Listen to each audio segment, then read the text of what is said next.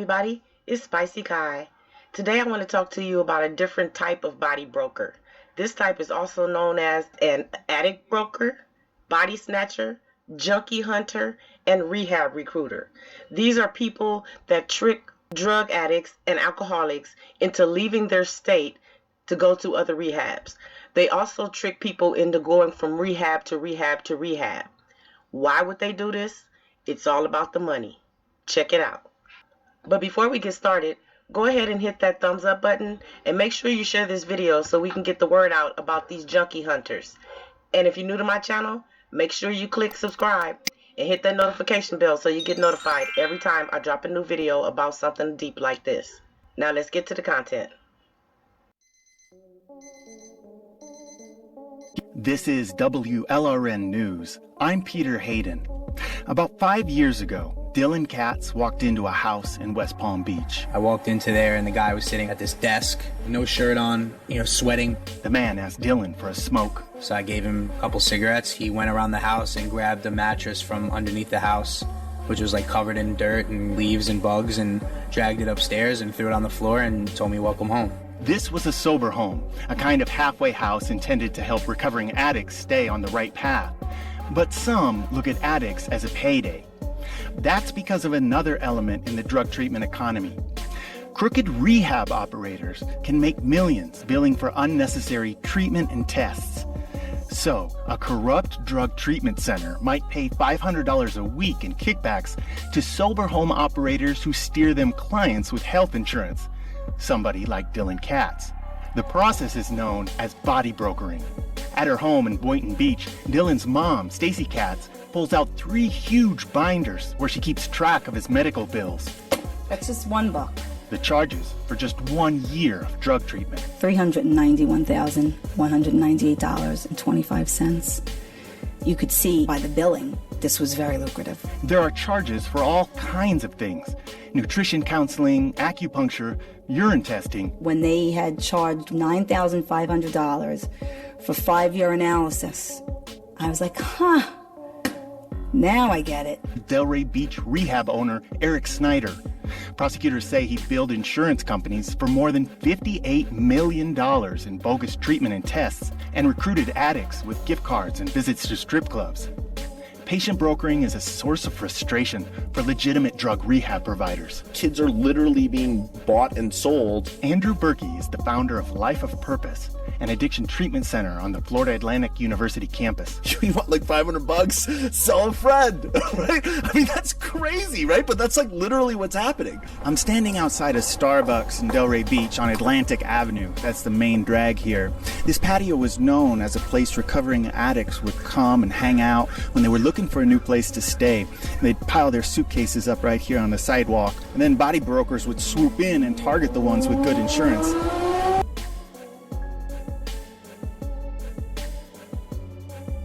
The United States of addiction. We're about to expose another harsh reality of this crisis: fraudulent profiteering at the expense of those already suffering with addiction. It's called body brokering. Take a look. The law prohibits treatment centers from offering kickbacks for patient referrals, but the Sober Home Task Force actually discovered several operators in our area doing just that to receive thousands in cash.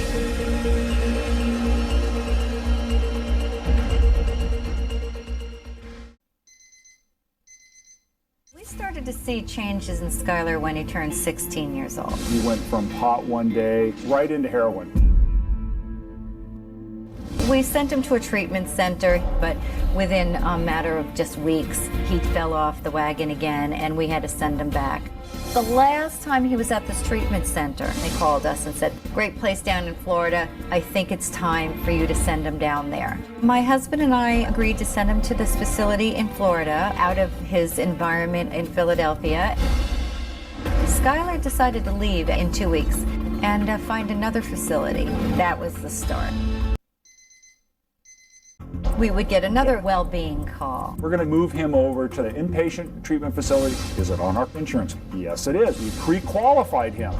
We were kind of relieved. We're looking at the websites, looking at the pretty pictures, not realizing it was stock photos. I'm starting to get suspicious. Why is our insurance being billed so much? A lot of EOBs, explanation of benefits, paperwork came to my house. That is how we kept track of Skylar. There's this whole community, they call them the white vans. They go to these recovery clinics on Sunday morning. You got insurance? Yeah. Hop in the van, I'll take you into a detox. These traffickers pulling between $300 and $500 per patient. It's just a cycle of paying the addict through drugs to continuously relapse and then to shift people around.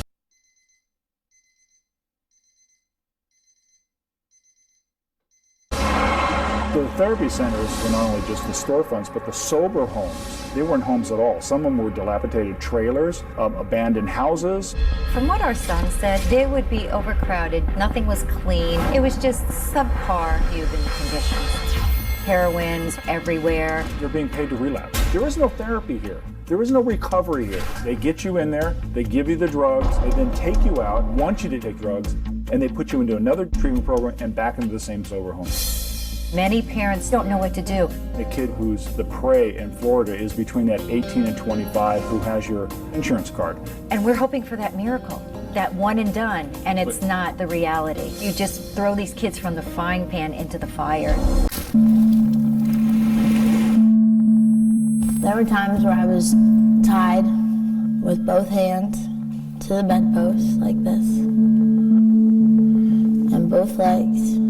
I'm naked, and he would inject me with either heroin or he would put a crack pipe to my mouth and light it for me. I was only 19, and I was just no longer a human being. I was property. In the past year, state and federal officials have raided multiple sober homes and rehabs in South Florida, arresting 77 people accused of $141 million in false billings. One fake rehab facility for drug addicts in Palm Beach is alleged to have recruited addicts with gift cards, visits to strip clubs, and even drugs. Action News Investigates has learned the feds are actively investigating Western Pennsylvania's connection to fraudulent sober homes in Florida. Authorities tell me some patient brokers are using vacant lots like this one as fake addresses for out-of-state addicts so they can get covered by Pennsylvania insurance subsidized with federal tax dollars.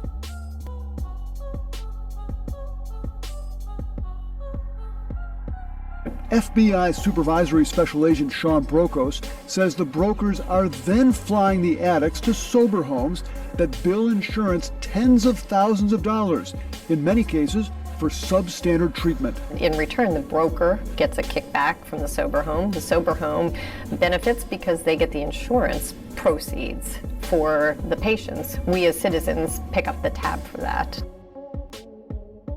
Adam? Hey guys, the problem is so serious in Florida that it's been nicknamed the Florida Shuffle, where patients are lured here for treatment. They go from one treatment center to another, creating a perpetual rehab industry.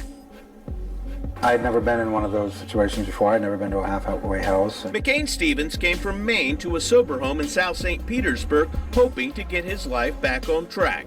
But once there, he says he lived in a bedbug-infested house with little support and no rules. We were drinking. If I wasn't, somebody was. There was alcohol in the bedrooms.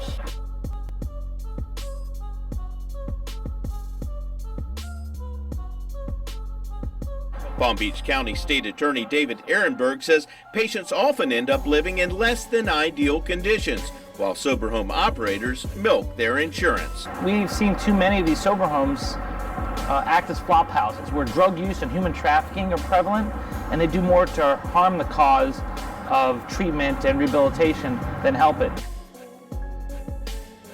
It's been dubbed the Florida Shuffle. Drug addicts from across the country have been lured to the Sunshine State for decades with the promise of treatment. KPIX5's Susie Steimel found out addicts are now being paid to come to California.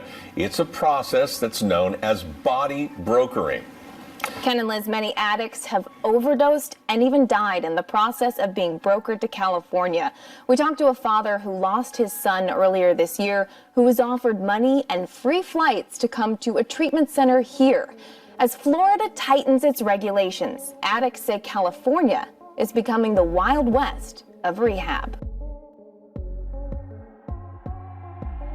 He called me when he was in treatment and started telling me about California.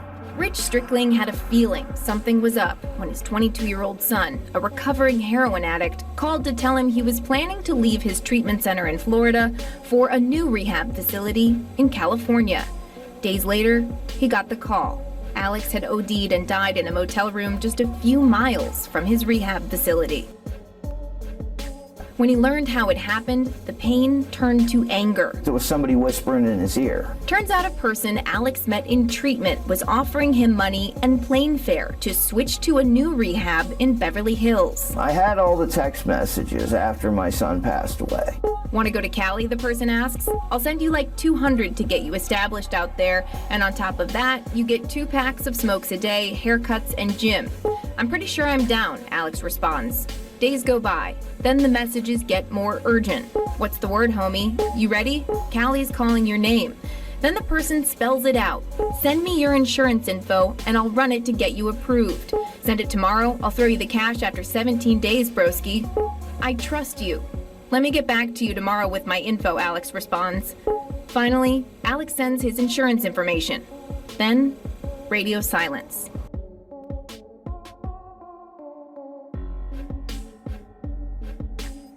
That same person that does that hard sell on you, they're going to tell you towards the end of that process that you have to fail your urine test in order for them to justify getting you into treatment. It was that relapse that cost Alex his life. The person who was trying to lure Alex to California is what's known in the industry as a body broker. Unethical treatment centers will pay former addicts kickback money if they bring them an addict with good insurance to their facility. They'll then run that addict's insurance for unnecessary testing and make millions. Body broker, to use an indelicate word, is a pimp. David Skinesny moderates a Facebook group called It's Time for Ethics in Addiction Treatment. And most often those people will be bought and sold over and over and over, including being paid to relapse oftentimes.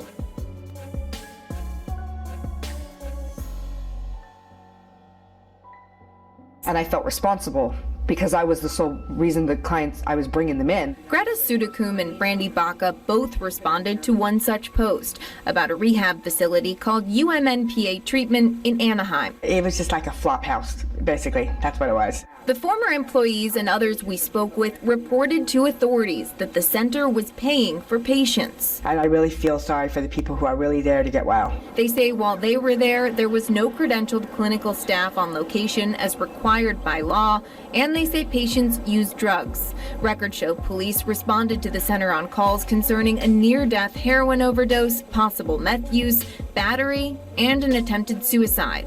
The 2 former employees provided us a balance sheet with a line item for $341,000 for marketing. They believe that money was actually used to pay for clients.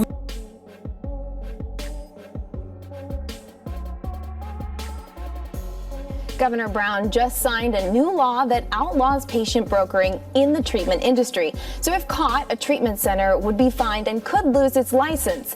But that is a lot less strict than Florida's law that makes it a felony. And catching people in the act of body brokering is tough, as it's usually done at unethical treatment centers and goes unreported. Only on Cleveland 19, we've discovered recovery from addiction is worth a lot, and not just to the families of those addicts. Hannah Catlett uncovered a practice called addict brokering. It's when treatment facilities pay incentives to salespeople who are recruiting these patients, even if they're not clinically appropriate for the program. Let's walk you through this slowly. An addict wants to end their addiction. A for-profit broker reaches out. The broker offers a free flight to a treatment facility and sometimes even a cash kickback to take the deal. But if the addict's already taken some steps to getting clean, they'll have to get their insurance to believe that they need more help. Within 24 hours, Alex's sister found these messages on his Facebook account. And she said, "Dad, look at this." Rick says the messages are between Alex and another patient he'd met at rehab in Florida. He was trying to convince him to transfer to a facility in California. He offered to pay for Alex's flight, then said, "You gotta do detox though for 14 days and I'll send you like $200 for going." In other words, Alex's insurance would pay the rehab facility. The rehab facility would give a cut of it to Alex's friend acting as a broker. And in return for signing up, Alex's broker would give him part of his kickback. In order to get insurance to pay for detox, Cleveland 19 discovered an addict has to have drugs in his system. Rich says Alex was 6 weeks clean at the time. Long enough to lose his tolerance, but not long enough to make a good decision. Cleveland 19 uncovered Alex isn't the only addict who's lost his life that way. Right now, the rehab system is being gamed by predators who keep addicts relapsing and hooked in order to keep insurance money flowing in. In a Skype interview, James Quiggle with the Coalition Against Insurance Fraud says fraud and addiction treatment is a large and tragic problem in this country. Brokers will troll AA meetings, jails, homeless shelters, and even the street corners to try to recruit addicts and bid them out to the highest bidder.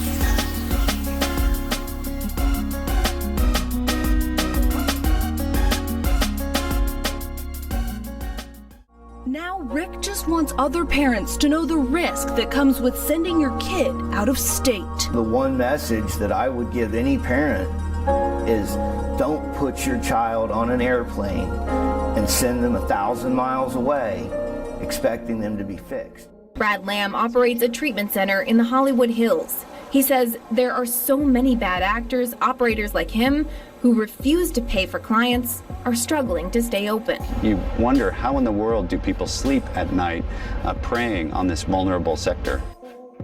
And there you have it, junkie hunters on the prowl.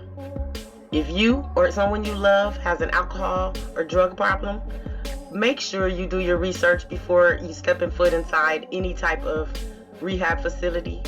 And by all means, if they offer you any type of reward for coming to their program, don't go. Spicey out.